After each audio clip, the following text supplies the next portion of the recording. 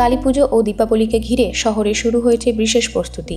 ধর্মতলার শহীদ মিনারে 16ই অক্টোবর আনুষ্ঠানিকভাবে উদ্বোধন হলো কলকাতার বাজি বাজার। উদ্বোধন করলেন কলকাতা পুলিশ কমিশনার মনোজ ভার্মা। এবছর কলকাতা পুলিশ অনুমোদিত 1403টি বৈধ বাজি প্রস্তুতকারক সংস্থার বাজি বিক্রির অনুমতি দেওয়া হয়েছে। পুলিশ কমিশনার নিজেই বাজার পরিদর্শন করে দেখেন নির্ধারিত নিয়ম মেনে বাজি বিক্রি হচ্ছে কিনা, দোকানগুলির মাঝখানে নির্দিষ্ট দূরত্ব রাখা হয়েছে কিনা তাও খতিয়ে দেখা হয়। মোট 37টি স্টল নিয়ে গড়ে উঠেছে এই বাজি বাজার, যা চলবে আগামী 21শে অক্টোবর পর্যন্ত। পুরো বাজারটি পরিচালনার দায়িত্বে রয়েছে বড়বাজার ফায়ারওয়ার্কস ডিলার্স অ্যাসোসিয়েশন। এছাড়াও পুলিশ সূত্রে জানানো হয়েছে, কালীপুজো ও দীপাবলির সময় শহরের বহুতল ও ফায়ার ক্র্যাকার প্রোন জোনে বিশেষ নজরদারি চালানো হবে। সমস্ত থানাকে সচেতনতা প্রচার চালানোর নির্দেশও দিয়েছেন পুলিশ কমিশনার। বাজি বিক্রি ও ব্যবহারে সতর্ক থাকতে শহরবাসীকে আহ্বান জানিয়েছে কলকাতা পুলিশ।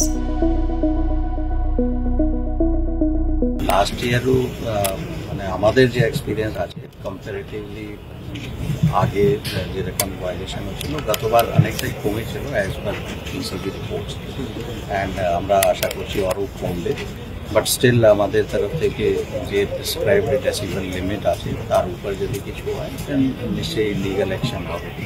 অলরেডি আমরা কিছু ফায়ার ওয়ার্কস সিজ করেছি, তার মোর দ্যান 1000 কেজি, অ্যান্ড 11টা কেস হয়েছে, কিছু লোক অ্যারেস্ট হয়েছে। আমরা আশা করছি আরও কিছু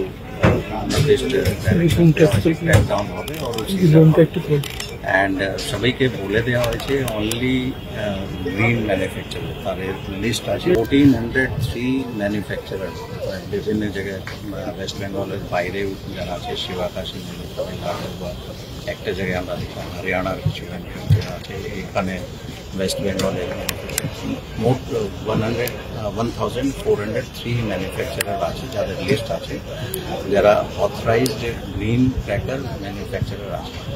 ওদের লিস্ট সবাইকে দেওয়া হয়েছে, ওদের কাছে লিস্ট অ্যাভেলেবল আছে। শুধু ওই লিস্টে যারা ম্যানুফ্যাকচারার আছে ওদের প্রোডাক্টই সেল হবে, এরকম ডাইরেকশন সবাইকে দেওয়া হয়েছে।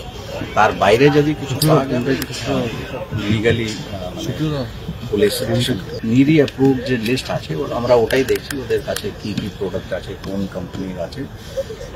সব জায়গায় আমরা দেখলাম যে অথরাইজড যে লিস্ট আছে, এখানে যত সেল হচ্ছে সেগুলো সব অথরাইজড ম্যাটেরিয়াল আছে। পিসিবির যে ইস্যু আছে সেটা পিসিবি অফিসার্স বা নেভি অফিস ওরা বলবে, কিন্তু আমাদের ডাইরেকশন একদম ক্লিয়ার আছে যে প্রেসক্রাইবড সাউন্ড লিমিট আছে, মাননীয় হাইকোর্ট বা পিসিবি থেকে যেটা নির্দেশ করে দেওয়া হয়েছে, ওর বাইরে যদি কিছু থাকবে নিশ্চয়ই পুলিশ অ্যাকশন। আমরা লোকাল লেভেল, থানা লেভেল সবাইকে বলা হয়েছে, হাই রাইজ বিল্ডিংস, বড় বড় হাউজিং সোসাইটি সব জায়গায় পুলিশ গিয়ে অ্যাওয়ারনেস ক্যাম্পেইন চালাবে, সোশ্যাল মিডিয়াতে চালাবে, লিফলেট প্যাম্পলেট আমরা বলছি, অ্যান্ড স্পেশালি বাচ্চারা, মহিলারা, লোক ওদের সেফটি ভালো করে দেখে রাখতে হবে যাতে কোনো রকম কোনো অসুবিধা ওদের না হয়। সেই গাইডলাইন সবাইকে বলে দেওয়া হয়েছে অ্যান্ড ক্যাম্পেইন চালানো হচ্ছে। লোকাল লেভেলে, থানা লেভেলে ভিজিট করতে বলা হয়েছে, ভিজিট করে সবাইকে বুঝিয়ে দেবে কি কি আইন আছে, কি কি লিগাল আছে, কি কি ইলিগাল আছে।